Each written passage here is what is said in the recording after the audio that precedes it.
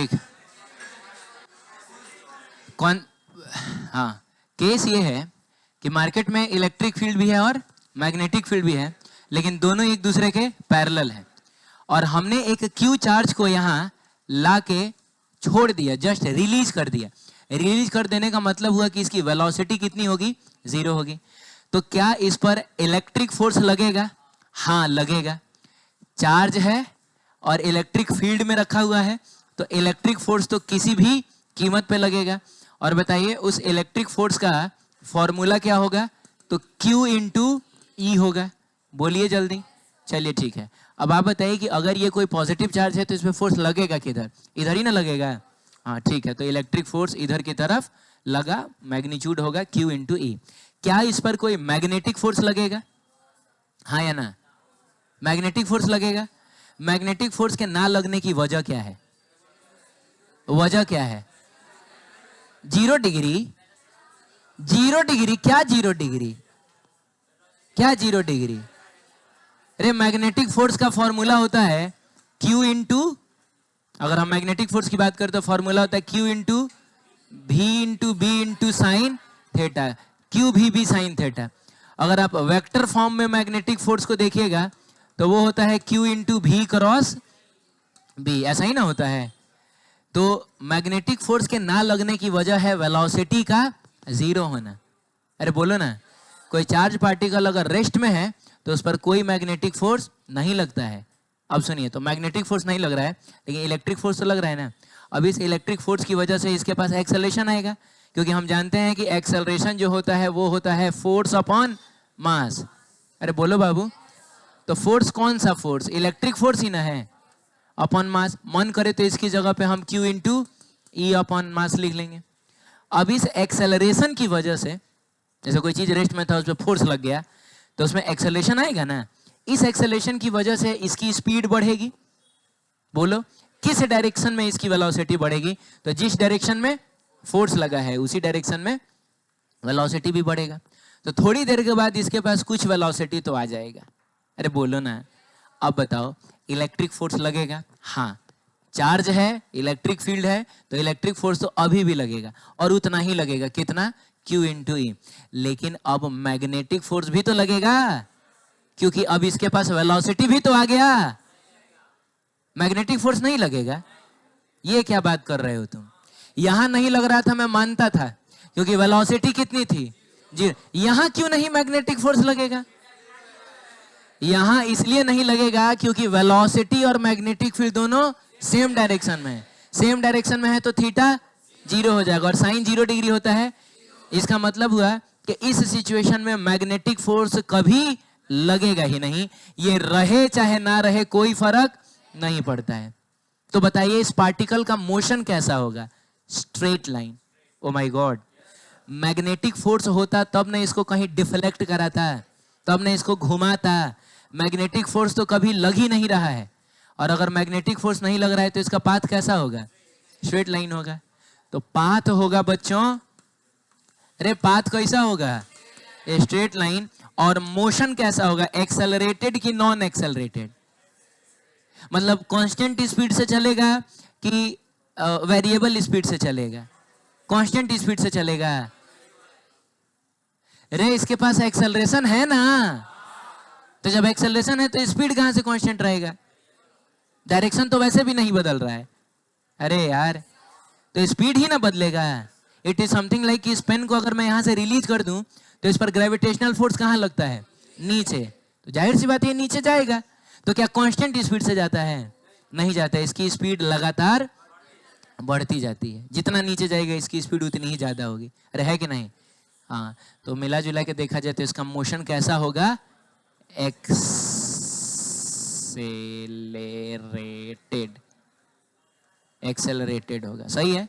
अब सुनिए, ठीक है, एक्सेलरेटेड होगा यानी स्पीड लगातार इसकी बढ़ती जाएगी। ठीक है।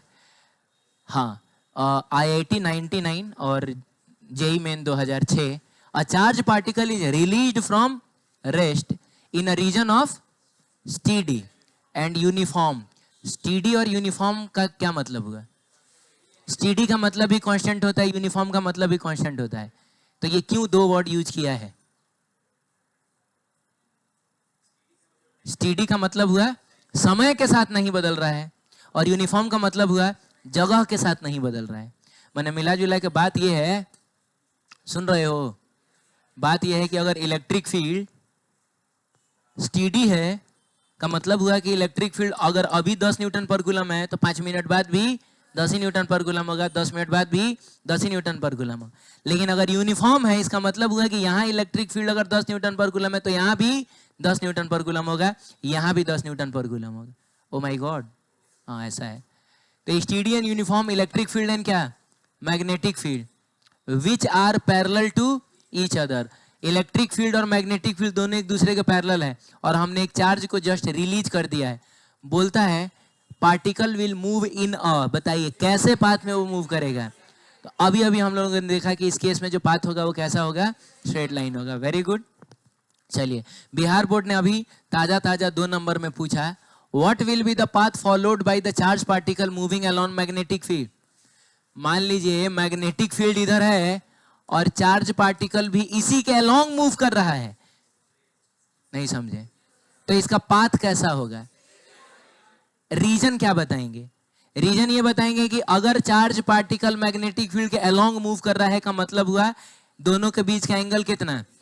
अगर एंगल 0 डिग्री तो इस पे कोई मैग्नेटिक फोर्स काम नहीं करेगा। और यहां तो इलेक्ट्रिक फील्ड भी नहीं है, जा सिर्फ मैग्नेटिक फील्ड का ही ना जिक्र है।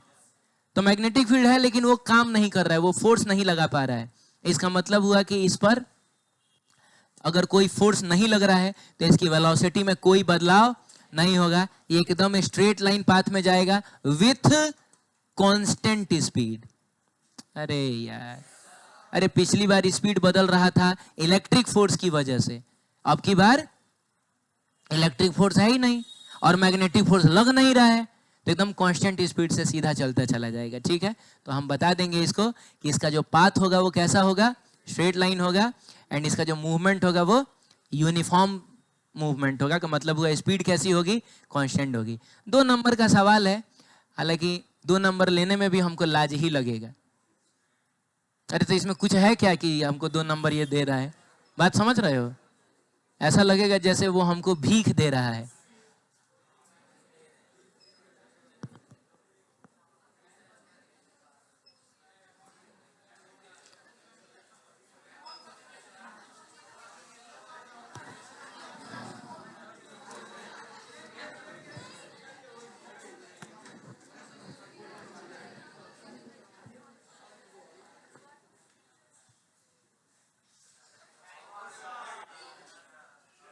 कौन बंद कर दीजिए? ये बंद कर दें। हाँ, शांत रहिए।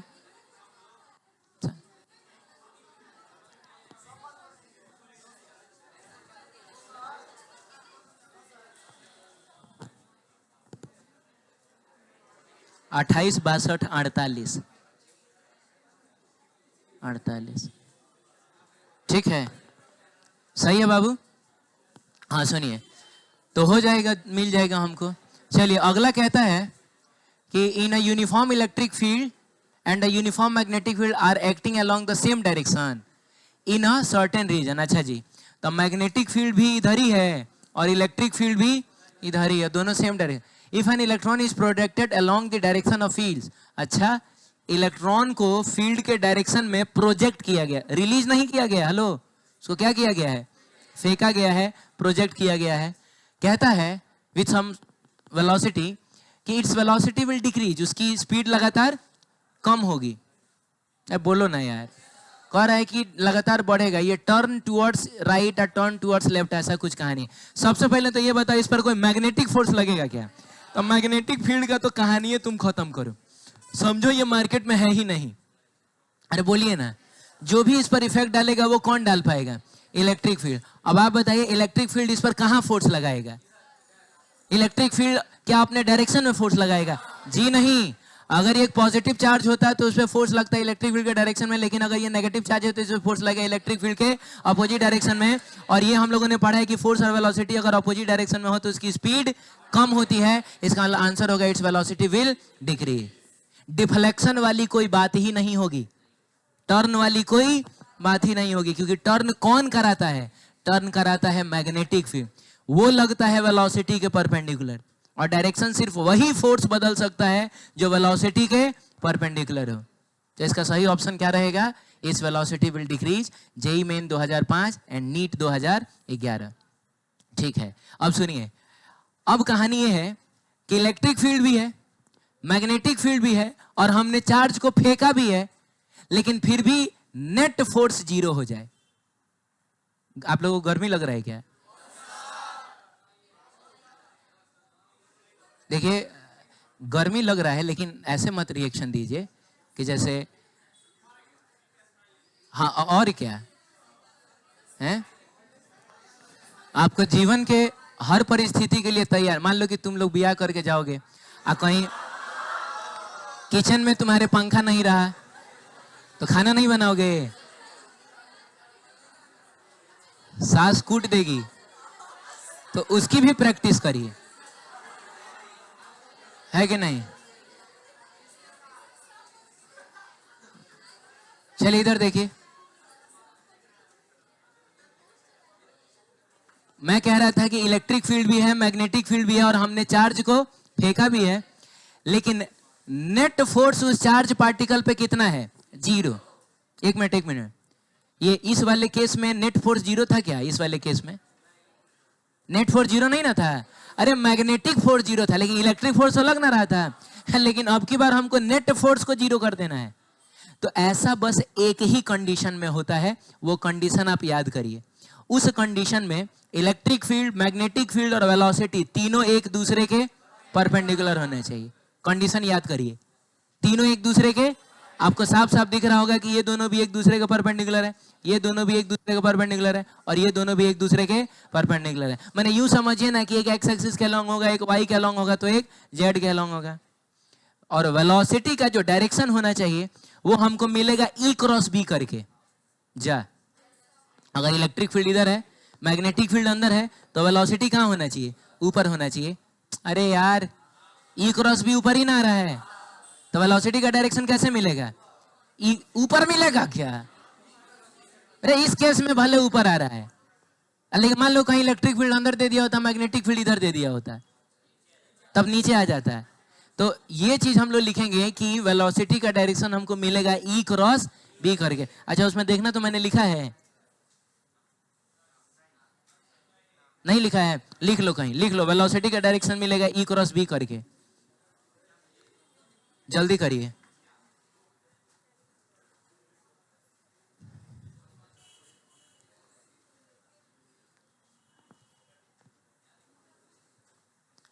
वेलोसिटी का डायरेक्शन मिलेगा ई क्रॉस बी करके।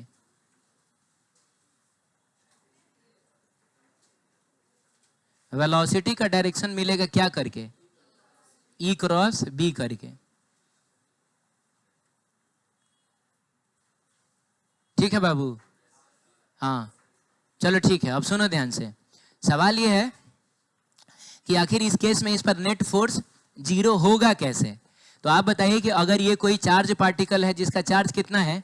Q है, तो इस पर इलेक्ट्रिक फोर्स किधर लगेगा? इलेक्ट्रिक फोर्स लगेगा इलेक्ट्रिक फील्ड के डायरेक्शन में, और मैग्नेटिक फोर्स लगेगा V क्रॉस B करके देखना पड़ेगा। तो V कहाँ है? ऊपर है। B कहाँ है? अंदर है। V क्रॉस B इधर आया है, तो इधर की तरफ लगेगा कौन सा फोर्स? बताइए ना, मैग्नेटिक फोर्स। बोलिए। अब इस पर नेट फोर्स 0 तभी होगा जब इलेक्ट्रिक फोर्स और मैग्नेटिक फोर्स एक दूसरे के इक्वल हो जाए। माने 10 न्यूटन का अगर इलेक्ट्रिक फोर्स लग रहा है तो 10 न्यूटन का मैग्नेटिक फोर्स लगे। तो हम लोग लिखेंगे for F net to be कितना? 0, electrostatic force should be equal to क्या? Magnetic force. आप जानते हैं इलेक्ट्रिक फोर्स होता है Q इंटू ई, और मैग्नेटिक फोर्स होता है Q भी बी साइन कितना डिग्री? वेलोसिटी और मैग्नेटिक फील्ड के बीच का एंगल कितना है? तो साइन 90 डिग्री। साइन 90 डिग्री की वैल्यू 1, Q से Q कट गया, और V हमको मिल जाएगा E बाई बी। चलिए, हो गया। बताइए वेलोसिटी का मैग्नीट्यूड कितना होना चाहिए? ऐसा नहीं कि किसी भी स्पीड से फेंक दोगे तो उस पर नेट फोर्स 0 हो जाएगा, ना ना ना।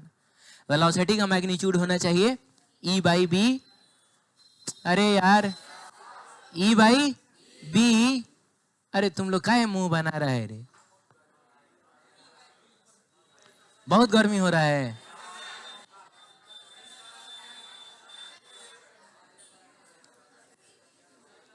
देखिए, एक टीचर का काम है आपको हर तरीके से तपाना, आप समझ रहे हैं?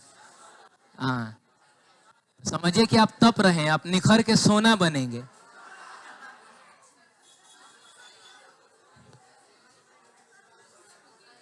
चलिए ठीक है, आप पहले से ही सोना नहीं ना है।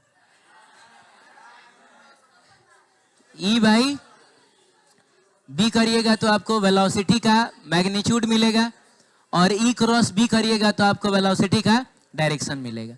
चलिए ठीक है, ये नीट 2001 एम्स 2012 कहता है a charge particle travels along straight line. Charge particle एकदम स्ट्रेट लाइन पाथ में मूव कर रहा है, बोलो ना, विथ स्पीड क्या v, in a region where both electric field and magnetic field are present. अब तुम बताओ, इलेक्ट्रिक फील्ड भी है, मैग्नेटिक फील्ड भी है, और चार्ज पार्टिकल स्ट्रेट लाइन में मूव करे, ऐसा तभी हो सकता है जब उस पर नेट फोर्स कितना लगे, 0 लगे। अरे बोलो ना, ठीक है। हाँ, इट फॉलोज दैट, इसका क्या मतलब हुआ? तो आपको ये सब में से ढूंढ के बताना है। तो सबसे पहले बताइए, इस केस में हमने क्या पढ़ा है? वेलोसिटी जो होता है वो E बाई बी होता है, तो E जो होगा वो V इंटू, तो बताइए इलेक्ट्रिक फील्ड का मैग्नीट्यूड बराबर वेलोसिटी इंटू मैग्नेटिक फील्ड का मैग्नीट्यूड, ऐसे कौन से ऑप्शन में दिया हुआ है? तो ऑप्शन नंबर ए में दिया हुआ है और ऑप्शन नंबर बी में दिया हुआ है। लेकिन इलेक्ट्रिक फील्ड और मैग्नेटिक फील्ड एक दूसरे के कैसा होना चाहिए? जबकि पहले वाले में कह रहा है कि the fields are parallel, fields are parallel, नहीं, ये हो जाएगा गलत। अच्छा एक मिनट रुकना तो बाबू, नहीं नहीं स्पीड भी ना है, ठीक है।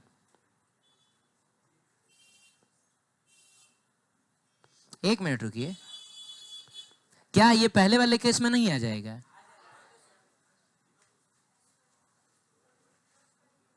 क्या ये फर्स्ट वाले केस में नहीं आ जाएगा? लेकिन एक जगह नहीं आ पाएगा, क्योंकि इसने एक चीज कह दिया है कि स्पीड क्या है, तो हम इसको कांस्टेंट स्पीड ना मान के चलेंगे।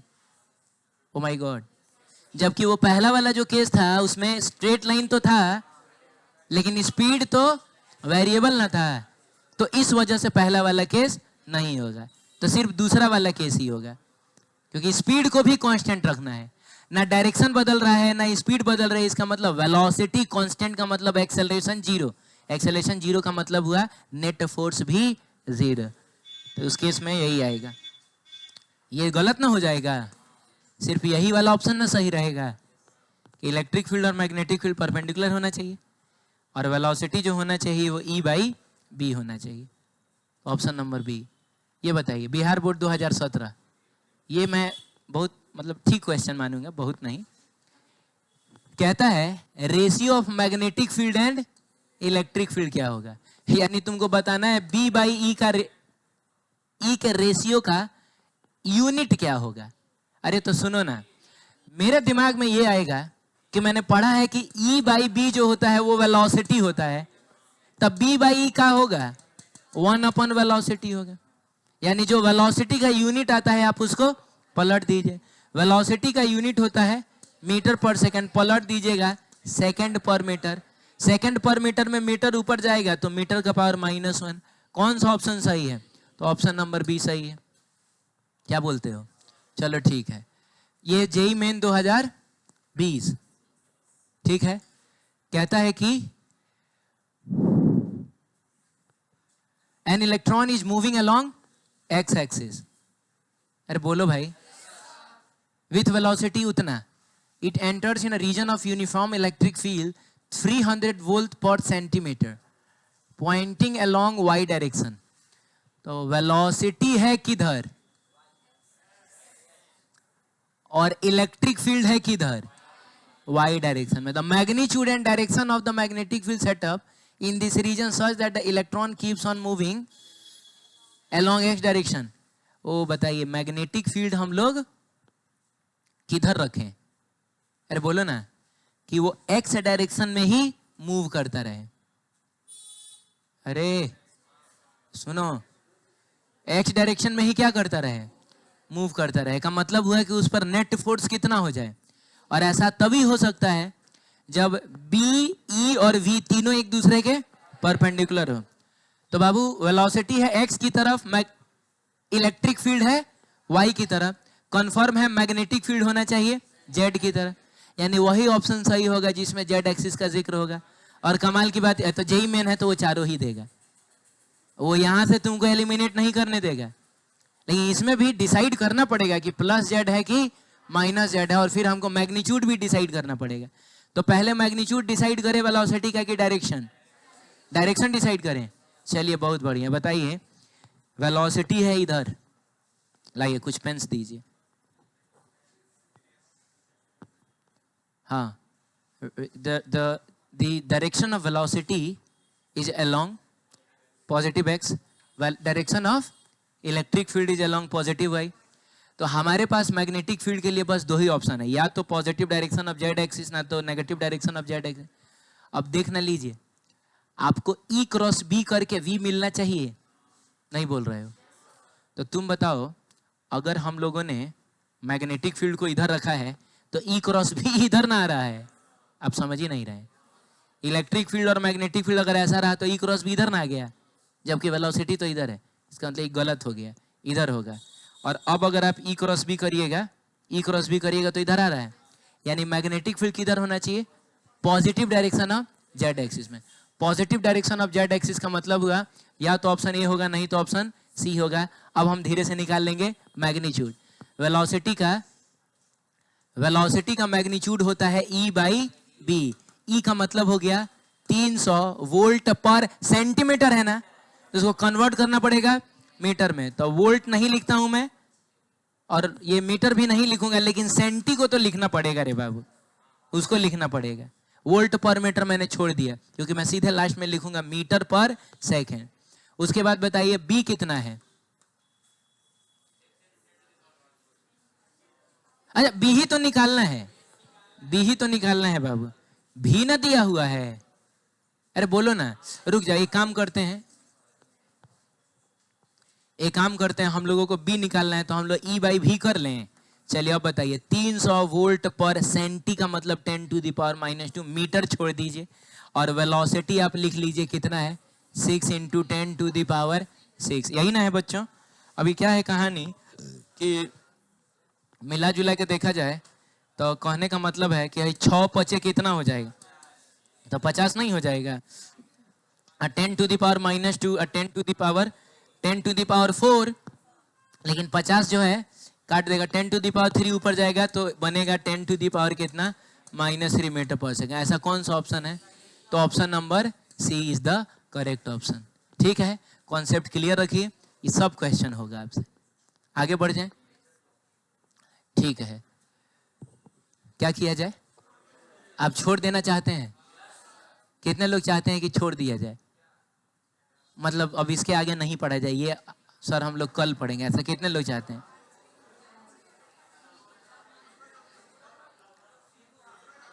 अच्छा अच्छा अच्छा, तुम लोग चाहते हैं कि हम लोग छोड़ दे इसको।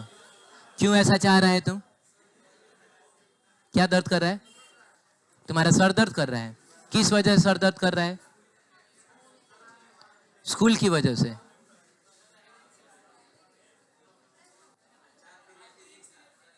चार पीरियड आज फिजिक्स था, 3 पीरियड फिजिक्स था। अच्छा, तो उसमें क्या पढ़ा आप लोगों ने? नहीं नहीं, चैप्टर कौन सा चल रहा है? वीट स्टोन ब्रिज आप लोग पढ़ रहे हैं? मीटर ब्रिज पढ़ रहे हैं आप? मीटर ब्रिज तो सिलेबस से हट गया है, वो नीट जेई मेन के लिए हम लोग लास्ट में पढ़ेंगे, लेकिन बोर्ड में नहीं पूछेगा, किताब से हटा दिया है, बोर्ड नहीं पूछ सकता है। ठीक है, अच्छा ठीक है, तो कोई बात नहीं है। आप अनकंफर्टेबल हैं क्या? ठीक है ना सब? सुनिए, कोई बात नहीं है, हम क्या करें, देखें इसको है, बोलो ना।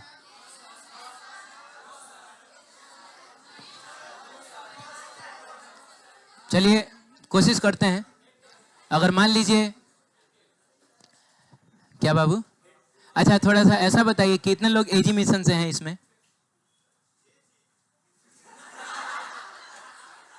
एजी मिशन से कितने लोग हैं? तुम हो, और कौन है? तुम भी हो। तो आपके स्कूल में अभी क्या चल रहा है, कौन सा चैप्टर चल रहा है? वो छोड़ो ना, वो छोड़ो, तुम बताओ ना। 14th chapter,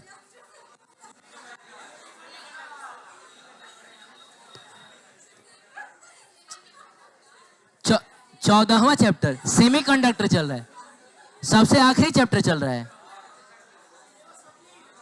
syllabus complete. हाँ, बीच में छूट छोड़ छोड़ गया। अच्छा, बीच में छोड़ छोड़ गया, तो कितना चैप्टर छूट गया है बीच में? इलेक्ट्रोस्टैटिक्स के बाद सीधे सेमीकंडक्टर। ये क्या चल रहा है भाई? और इसमें कोई विद्या मंदिर से भी है क्या? विद्या मंदिर से है? कौन है विद्या मंदिर से? विद्या मंदिर से कोई नहीं है। अच्छा, कोई केंद्रीय विद्यालय से है क्या? केंद्रीय विद्यालय से तुम अकेले है? तुम भी है? तुम भी है? क्या चल रहा है उसमें? करंट इलेक्ट्रिसिटी चल रहा है। अच्छा अच्छा अच्छा, समझ गया। कोई बात नहीं, मैंने हम लोग आपके स्कूल से आगे हैं, यही ना आप कहना चाह रहे हैं? स्कूल से हम लोग आगे हैं, ठीक है। तो इसका क्या किया जाए? अच्छा, एक काम करते हैं हम लोग, डेरिवेशन छोड़ देते हैं, क्या बोलते हो? डेरिवेशन हम लोग नेक्स्ट क्लास में करेंगे, लेकिन हम लोग देख लेते हैं कि इसका क्या फर्क। अरे ज्यादा देर में नहीं पढ़ाऊंगा, हम लोग इसका फॉर्मूला वगैरह देख लेते हैं, याद कर लेते हैं, फिर हम लोग कल मिलेंगे, फिर क्या। चलिए सुनिए, कहानी क्या है ये सुनिए। सुनिए, इधर देखिए।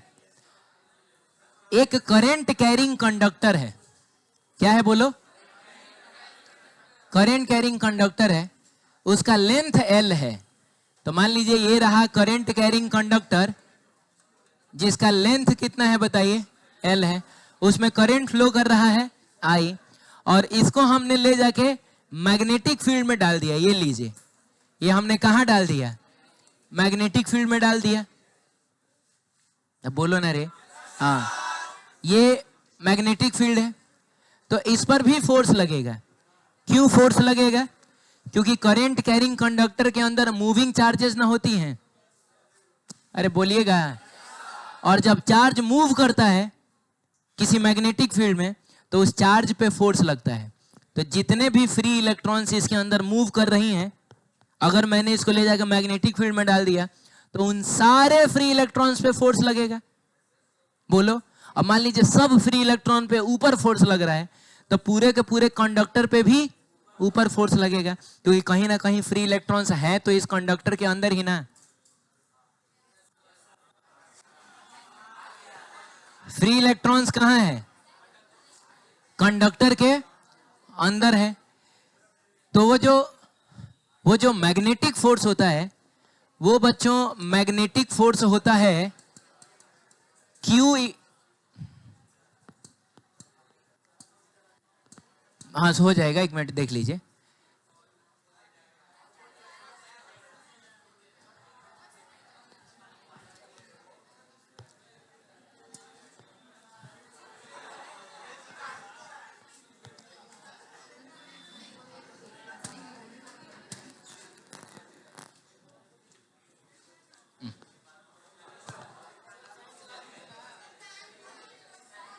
रुक जाइए 2 मिनट रुक जाइए।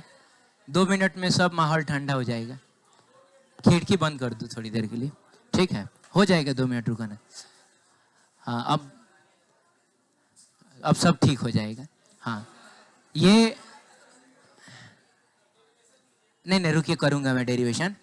एक सुनिए, मेरी तरफ ध्यान से देखिए। एक करंट कैरिंग कंडक्टर है जिसका लेंथ कितना है? L है। उसमें करंट कितना फ्लो कर रहा है? I फ्लो कर रहा है। उसको ले जाके हमने मैग्नेटिक फील्ड में रख दिया, तो उस पर भी फोर्स लगेगा। क्यों फोर्स लगेगा? क्योंकि इसके अंदर चार्जेस का मूवमेंट हो रहा है, और जब भी कोई चार्ज मैग्नेटिक फील्ड में मूव करता है तो उसे फोर्स लगता है, Q into V cross B। तो हर फ्री इलेक्ट्रॉन पे फोर्स लगेगा।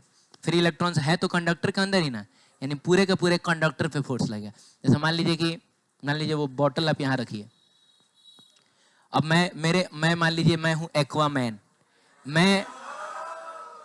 मैं उस बॉटल के अंदर जो पानी है उस पे फोर्स लगा सकता हूँ, मान लो अट्रैक्टिव फोर्स लगा सकता हूँ। तो मैं अगर ऐसे करता हूँ, शांत रहो, मैं बॉटल पे फोर्स नहीं लगा रहा हूँ, मैं फोर्स लगा रहा हूँ किस पे? पानी पे। तो आपको क्या लग रहा है कि ढक्कन खुल के पानी आ जाएगा मेरे पास? ऐसा थोड़े होगा, पूरा का पूरा बॉटल मेरे पास आ जाएगा क्योंकि पानी उसी के अंदर है। तो वैसा ही यहाँ भी होता है। एक्चुअल में फोर्स पूरे कंडक्टर पे नहीं लग रहा होता है, फोर्स सिर्फ लगता है किन पे? फ्री इलेक्ट्रॉन्स पे। लेकिन वो फ्री इलेक्ट्रॉन्स इसका साथ छोड़ के जाने वाली तो है नहीं। बोलिए, फ्री इलेक्ट्रॉन्स का मूवमेंट होता है लेकिन कंडक्टर के अंदर ही मूव करेंगे, वो बाहर नहीं आएंगे। तो पूरा का पूरा कंडक्टर ही मूव कर जाएगा। तो सवाल है कि इस पर टोटल कितना फोर्स लगेगा? फॉर्मूला याद करिए, आई एल क्रॉस बी। चलिए बोलिए, आई एल क्रॉस बी, जिसमें आई तो इसके अंदर का करंट है, एल इसका लेंथ है। लेकिन हमने यहाँ एल को एक वेक्टर क्वांटिटी माना है, तो जाहिर सी बात है इस एल के पास डायरेक्शन भी होगा। सुनो, एल का जो डायरेक्शन होगा वो करंट के डायरेक्शन को ही लिया जाएगा। करंट के पास डायरेक्शन तो है लेकिन हमने उसको वेक्टर नहीं माना है। तो करंट अपना डायरेक्शन हमेशा किसी को ढूंढ ढूंढ के वो अपना डायरेक्शन देते रहता है, ठीक है। तो यहाँ पर करंट ने अपना डायरेक्शन किसको दे दिया? एल को दे दिया। बी ऑब्वियसली मैग्नेटिक फील्ड है। अच्छा, अगर हम इसको मैग्नीट्यूड के फॉर्म में सिर्फ लिखना चाहें तो बताइए ना, आई एल बी और क्या? Sine theta. अरे बोलो ना भाई, I L B sine theta. फिर से 2-3 बार बोलो, I L B sine theta, I L B sine theta. ऐसा होता है जिसमें बताइए थीटा क्या होगा? तो एल और बी के बीच का एंगल हो जाएगा। एल का मतलब आई और बी के बीच का एंगल हो जाएगा, क्योंकि एल का डायरेक्शन उधर ही होता है जिधर आई का डायरेक्शन होता है। बात समझ में आई? I L B sine theta. चलिए, जब भी किसी फॉर्मूले में साइन थीटा कॉस थीटा आता है, हम हमेशा 3 केस देखते हैं। द पहला केस इज फॉर 0 डिग्री, फिर 90 डिग्री, फिर 180 डिग्री। तो यहाँ 0 डिग्री और 180 डिग्री को एक ही साथ रखा है।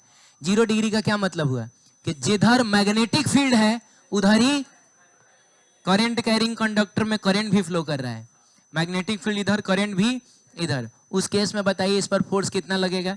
तो फोर्स का फॉर्मूला होता है आई एल। एल का मतलब इसका लेंथ हो गया बच्चों, आई करंट हो गया। अरे कुछ तो बोलो यार। बी और साइन कितना लिखोगे? 0। साइन 0 डिग्री 0 होता है, कोई फोर्स नहीं लगेगा। क्लियर है? तो अगर करंट कैरिंग कंडक्टर को आपने मैग्नेटिक फील्ड के डायरेक्शन में ही रख दिया है, अरे बोलो, तो उस पर फोर्स नहीं लगेगा। इवन अगर आप ऑपोजिट डायरेक्शन में भी रखते हैं तो आप लिखिएगा आई एल बी और साइन कितना डिग्री? 180 डिग्री। और यू नो कि साइन 180 डिग्री भी होता है 0। एक बार फिर से फोर्स कितना हो जाएगा? 0 हो जाएगा। Is it clear? यस। यहां पर लेकिन बताइएगा, यहां पर बताइए, क्या फोर्स 0 होगा? तो क्या होगा बोलिए? आई एल बी और साइन 90 डिग्री ना। मैग्नेटिक फील्ड इधर है और करंट ऊपर जा रहा है। साइन 90 डिग्री की वैल्यू होती है 1। और आपको ये भी पता होना चाहिए कि साइन 90 डिग्री साइन की सबसे मैक्सिमम वैल्यू है। ये सबसे मैक्सिमम फोर्स को रिप्रेजेंट कर रहा है। हाँ, और वो फोर्स होगा कितना बताओ जल्दी? आई एल बी हो जाएगा। लेकिन डायरेक्शन भी तो देखा जाए। अरे फोर्स लगेगा तो किधर लगेगा? तो फोर्स का अगर हम वेक्टर फॉर्म में फॉर्मूला देखें तो फोर्स लगेगा एल क्रॉस बी के डायरेक्शन में। तनिक एल क्रॉस बी करके बताइए किधर आ रहा है?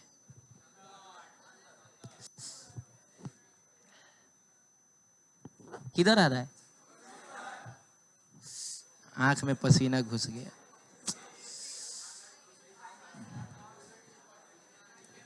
अरे किधर आ रहा है? अंदर आ रहा है क्या? कैसे अंदर आ रहा है? हाई देखिए, एल है ऊपर और बी है उधर। तो मान लीजिए अगर हमको एल क्रॉस बी करना है तो हाथ कैसे ना घुमाना पड़ेगा? कहाँ आ रहा है? यानी इस पर फोर्स कहाँ लगेगा? अंदर की तरह। अच्छा सुनिएगा 1 मिनट, ये आप लोगों ने 10th क्लास में भी पढ़ा है, अगर आपको याद हो तो। याद है? इधर इधर क्या होता था? Magnetic field. याद है? इसमें से मैग्नेटिक फील्ड निकलता था। ये होता था करंट का डायरेक्शन और ये होता था फोर्स। नहीं भूल गए हो? है? उल्टा पुल्टा बोल दिए हैं। ये कौन होता था? ये करंट होता था। काहे तुम लोग पागल बना रहे? ये करंट होता था। अरे ये फोर्स ना होता था शायद, ये करंट होता था। और ये होता था मैग्नेटिक फील्ड। तो इस हिसाब से देखा जाए तो मैग्नेटिक फील्ड कहाँ इधर है? अच्छा, लेफ्ट हैंड से करते थे। फ्लेमिंग्स लेफ्ट हैंड रूल होता था ना वो। अच्छा अच्छा अच्छा, ठीक है, देखते हैं। हाँ, मैग्नेटिक फील्ड है इधर की तरफ, करंट है कहाँ? ऊपर की तरफ, तो फोर्स इधर नहीं लगेगा, ऐसा है। लेकिन 11th-12th में ये सब काम हम लोग नहीं करेंगे, सही है। हम लोग अपना दाहिना हाथ जो है इधर हम लोग यूज नहीं करेंगे, ठीक है। हम लोग सिर्फ कौन सा हाथ यूज करेंगे? राइट हैंड यूज करेंगे। एंड राइट हैंड भी यूज करेंगे तो क्रॉस प्रोडक्ट के डायरेक्शन के लिए, क्योंकि 10th क्लास में जो आपने पढ़ा था उसमें इसका मतलब यही हुआ कि जो करंट होना चाहिए, सॉरी, मैग्नेटिक फील्ड और करंट हमेशा क्या होना चाहिए, लेकिन ऐसा जरूरी नहीं है। मैग्नेटिक फील्ड और करंट के बीच का एंगल 60 डिग्री भी हो सकता है, बोलिए ना, 30 डिग्री भी हो सकता है, 100, कुछ भी हो सकता है। अरे बोलो। तो वो सब 10th क्लास तक के लिए ही था, इसके अभी के लिए नहीं है, ठीक है, रहने दिया जाए। देखिए, आपकी खुशी में ही मेरी खुशी है, ऐसा कुछ नहीं है।